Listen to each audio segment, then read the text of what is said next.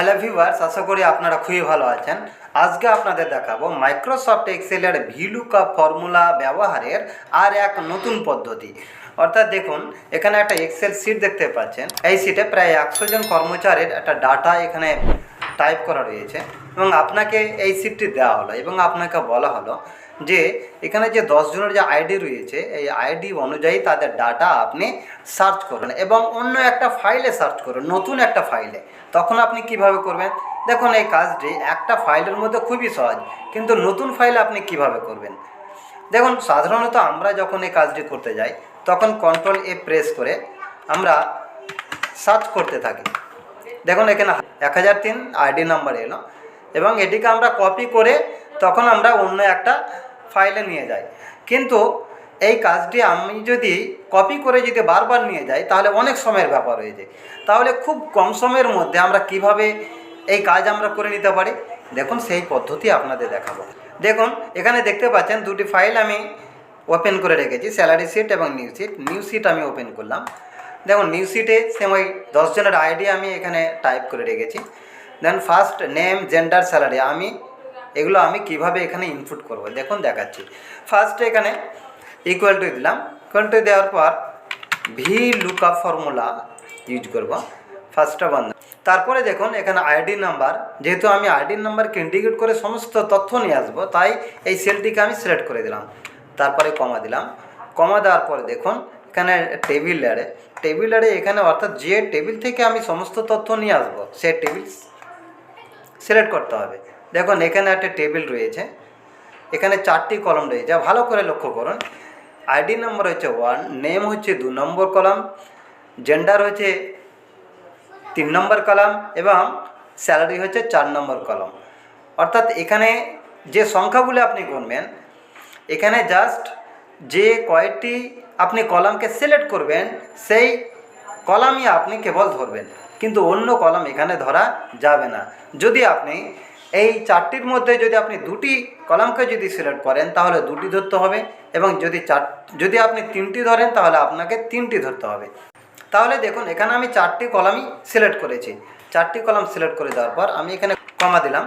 কমা দেওয়ার পর দেখুন নেম হচ্ছে 2 নম্বর কলাম, ওই জন্য এখানে 2 লিখলাম।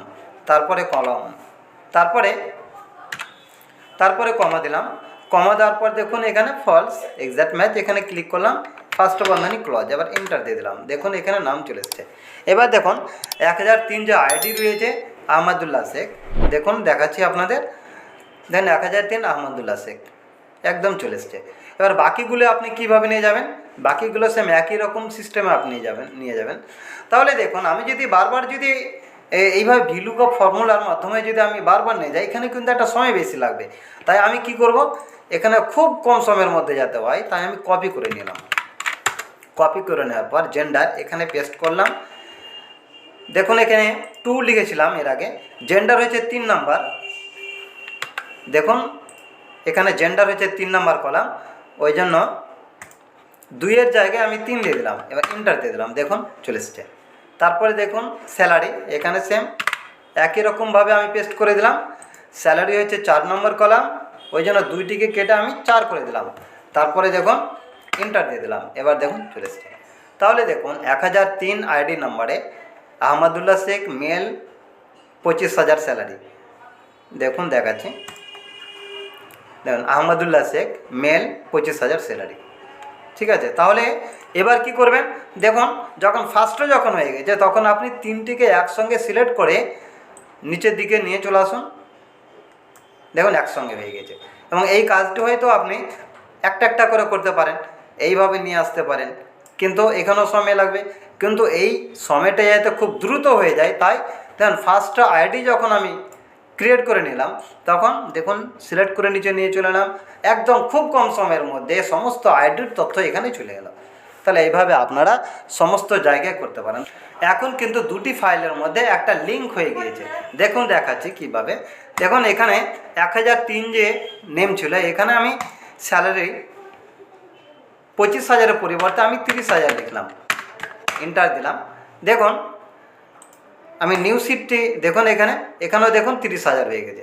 তাহলে দেখুন মেন শিটের মধ্যে যখন চেঞ্জ করবেন তখন নিউ শিটেও সেটা অটো চেঞ্জ হয়ে যাবে। খুব মজাদার বিষয়, তাই তো? ধরুন কোনো একটা স্কুলে আপনি কাজ করেন এবং কিছু ছাত্রীদের ডাটা আপনি সার্চ করতে চান, তাহলে আপনি এই ফর্মুলা কাজে লাগিয়ে আপনি ডাটা সার্চ করুন, খুব কম সময়ের মধ্যে আপনি সমস্ত তথ্য পেয়ে যাবেন। আশা করি এই ভিডিওটি আপনাদের খুবই কাজে লাগবে।